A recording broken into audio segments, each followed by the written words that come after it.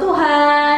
Adik-adik di rumah kabarnya sehat kan? Pasti sehat dong. Yeay, kita juga semua sehat yang ada di sini.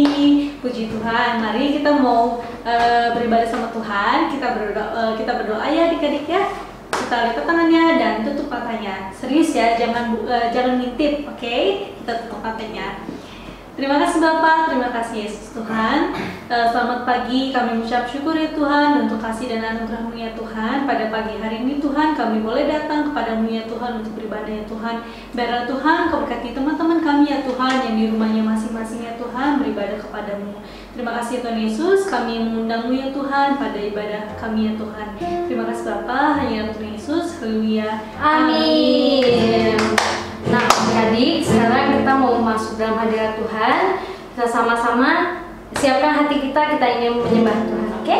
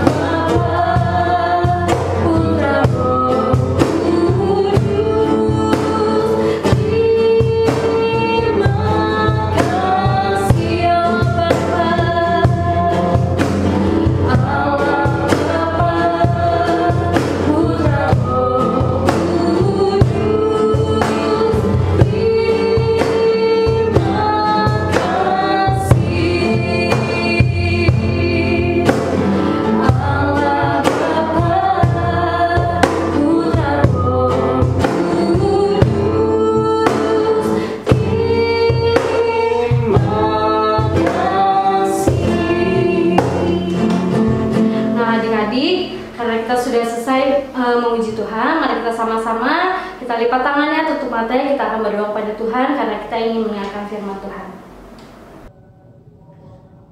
Terima kasih Tuhan Yesus, pagi hari ini kami mau datang beribadah kepadamu. Kami sudah memuji menyembah Tuhan. Sekarang waktunya kami mendengarkan cerita firman Tuhan. Berkatilah setiap kami supaya kami mengerti firman Tuhan yang disampaikan. Dalam nama Tuhan Yesus kami berdoa dan ucap syukur. Haleluya. Amin. Shalom adik-adik. Apa kabar adik-adik? Bersama Yesus, aku dan kau dahsyat, luar biasa. Yes, yes, yes. Adik-adik, selamat bertemu kembali bersama Ibu Heni di ibadah sekolah minggu online GBI Tuhan Menyediakan. Hari ini Ibu Heni akan bercerita tentang Tuhan Yesus menyembuhkan seorang yang tuli. Adik-adik, hari ini firman Tuhan akan diambil dari kitab Markus pasal 7 ayat 31 sampai dengan 35. Ayo adik-adik, dibuka kitabnya. Markus pasal 7 ayat 31 sampai dengan 35. Yesus menyembuhkan seorang tuli. Kemudian Yesus meninggalkan pula daerah Tirus dan dengan melalui Sidon pergi ke Danau Galilea di tengah-tengah daerah Dekapolis. Di situ orang membawa kepadanya seorang yang tuli dan yang gagap dan memohon kepadanya supaya ia meletakkan tangannya atas orang itu. Dan sesudah Yesus memisahkan dia dari orang banyak sehingga mereka sendirian, ia memasukkan jarinya ke telinga orang itu. Lalu ia meludah dan meraba lidah orang itu. Kemudian sambil menengadah ke langit, Yesus menarik napas dan berkata kepadanya, "Efata," artinya terbukalah.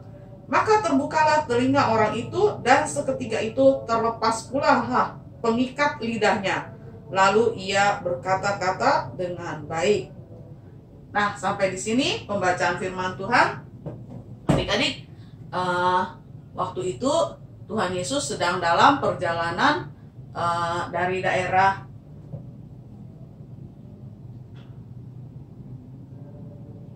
meninggalkan daerah Tirus dan dengan melalui Sidon pergi ke Danau Galilea di tengah-tengah dari daerah Dekapolis, ya. Kemudian ada orang yang membawa kepada Tuhan Yesus seorang yang tuli dan yang gagap, minta kepada Tuhan Yesus supaya ia meletakkan tangannya atas orang itu. Maksudnya apa? Ya, kalau Tuhan Yesus meletakkan tangannya atas orang itu, maka akan terjadi kesembuhan, begitu ya. Karena waktu itu orang-orang sudah mendengar tentang Tuhan Yesus dan orang-orang sangat ingin tahu, ingin melihat dan ingin menyaksikan kuasanya Tuhan Yesus, ya. Kemudian setelah menyingkir dari orang banyak, ya, karena banyak orang yang mendatangi dan ingin melihat Tuhan Yesus memisahkan si orang tuli ini dari orang banyak sehingga mereka hanya berdua. Kemudian Tuhan Yesus memasukkan jarinya ke telinga orang itu, lalu ia meludah dan meraba lidah orang itu. Dikatakan orang itu tuli, ya, telinganya tidak dapat mendengar. Maka Tuhan Yesus memasukkan jarinya ke telinga orang yang tuli tadi. Kemudian dikatakan lidahnya gagap, ya. Maka Tuhan Yesus meraba lidah orang itu. Kemudian sambil menengadah ke langit, sambil berdoa, Tuhan Yesus menarik napas dan berkata, "Efata," artinya terbukalah. Maka firman Tuhan berkata, terbukalah telinga orang itu sehingga dia dapat mendengar dan terlepas pula pengikat lidahnya, lalu ia dapat berkata-kata dengan baik, ya, udah tidak gagap lagi. Nah, melalui firman Tuhan kali ini, Bu Eni mau sampaikan ke adik-adik bahwa kalau kita percaya kepada Tuhan Yesus, kita adalah murid-murid Tuhan Yesus, kita adalah anak-anaknya, kita juga harus yakin, ya, apa yang Tuhan Yesus kerjakan bagi kita. Nah, ini Bu Eni mau sampaikan catatan, ya, buat adik-adik di dalam Kisah Markus 7 ayat 31 sampai 35. Yang pertama, bahwa Tuhan Yesus mengerti keadaan kita, ya, siapapun kita dalam keadaan seperti apapun, Tuhan Yesus mengerti keadaan kita. Yang kedua, Tuhan Yesus memperhatikan kita dalam keadaan yang bagaimanapun, apakah kita lagi sakit atau kita lagi sehat, lagi susah, lagi sedih atau lagi gembira, ya, Tuhan Yesus memperhatikan kita.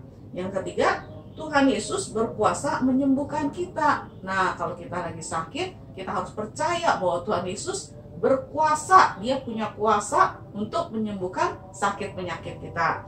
Yang keempat, Tuhan Yesus mendengar doa kita. Jadi kita jangan berpikiran, percuma doa-doa, ya, belum tentu juga dijawab sama Tuhan Yesus. Nah, kita jangan punya pikiran seperti itu, tetapi kita harus yakin bahwa doa kita itu didengar oleh Tuhan Yesus, ya, sebagaimana tadi orang yang membawa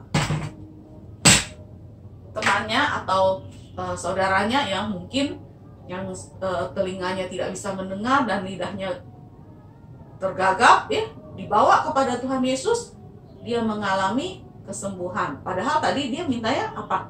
Tuhan Yesus, letakkan tanganmu atas orang itu, ya, karena tangan Tuhan Yesus berkuasa. Tetapi Tuhan Yesus bahkan memasukkan jarinya ke telinganya, kemudian melakukan apa lagi? Ya, meraba lidah orang itu ya, sehingga sembuhlah penyakitnya.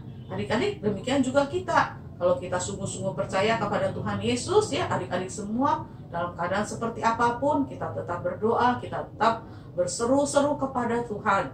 Sehingga apapun masalah yang kita hadapi, kita percaya Tuhan Yesus akan menjawab doa kita. Tuhan Yesus itu sayang kepada kita. Dia memperhatikan kita ya, dia tahu apa kebutuhan kita semua. Terutama adik-adik ya. Mungkin ada yang butuh sesuatu, mungkin ada yang butuh kesembuhan ya.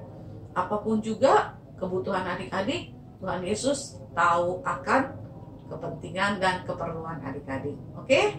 Nah, adik-adik, sampai di sini cerita firman Tuhan pada pagi hari ini. Kiranya firman Tuhan ini dapat memberkati adik-adik semua. Jangan lupa ya, selalu Bu Heni ingatkan, kita harus tetap setia mengikut Tuhan. Nah, sebelumnya mari kita satukan hati, kita berdoa bersama-sama. Bapa di sorga, kami ucap syukur, terima kasih Tuhan buat cerita firman Tuhan pada pagi hari ini. Kiranya firman Tuhan ini memberkati kita semua, memberkati adik-adik semua di rumah masing-masing, sehingga adik-adik dapat melakukan apa yang firman Tuhan katakan. Terima kasih Tuhan, dalam nama Tuhan Yesus kami berdoa dan ucap syukur. Haleluya, amin. Oh ya adik-adik, jangan lupa setiap hari tetap berdoa, tetap memuji Tuhan, dan tetap baca firman Tuhan ya, karena itulah yang memberi pertolongan dan kekuatan bagi kita semua. Kemudian apalagi? Ya, ajak papa mama, kakak adik, dan saudara-saudara yang tinggal dalam satu rumah untuk melakukan mesbah keluarga.